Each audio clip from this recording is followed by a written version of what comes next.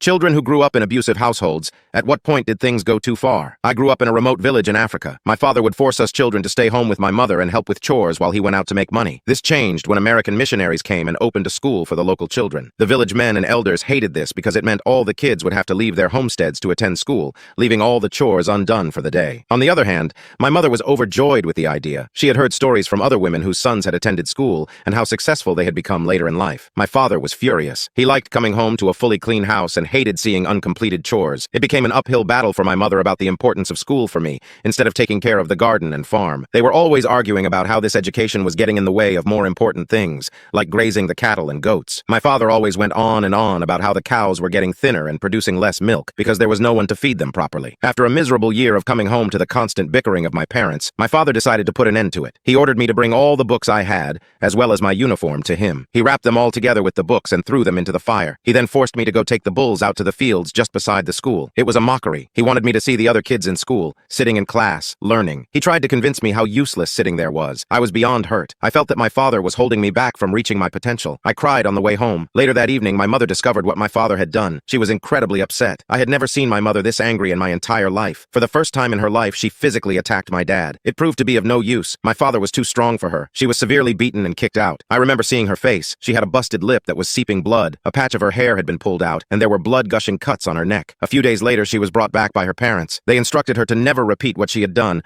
or else she would be kicked out for good. My grandparents also threatened to abandon her if it were to happen again. Things went back to how they were before. I was back to herding livestock and plowing the farms. I was beyond depressed, watching other kids in my town get the privilege of going to school. While they were gaining knowledge, I just sat there awkwardly, dying inside with envy. That is, until one night. I had just come home when my mother called me, and by her demeanor I could tell something was off. She was sweating and shaking. She instructed me to take a bowl, fill it up with milk, and bring it to her. I did as I was told, but after handing it to her, she turned around and started vigorously shaking the bowl. I saw that she placed a drop of some sort of dark purple substance inside it. She handed it to me and asked me to take it to my father after the milk inside had settled. Being unaware of what was in the milk, I took it to him. After that, I went about my business of farming. I was alerted by a loud wail from the back of the room where I used to sleep. I ran outside, and there was my dad. He was on the ground, my mom standing right beside him, hurling curses at him. He was stiff. His eyes were yellow. He was foaming at the mouth, and he had soiled his pants. At that point, he and I knew what was going on. With his last remaining spurt of energy, he cried out in his native language, "My son, you have just killed me." He died and was buried a few days later. The next day, I went back to school. When I was leaving, my mother whispered to me, "It was for the better, my son." I took that as a sign of keeping the secret between us. Throughout my life, I've never talked about it. My mom is now old, but I still cry whenever I think about what she had to do for me to have a different life.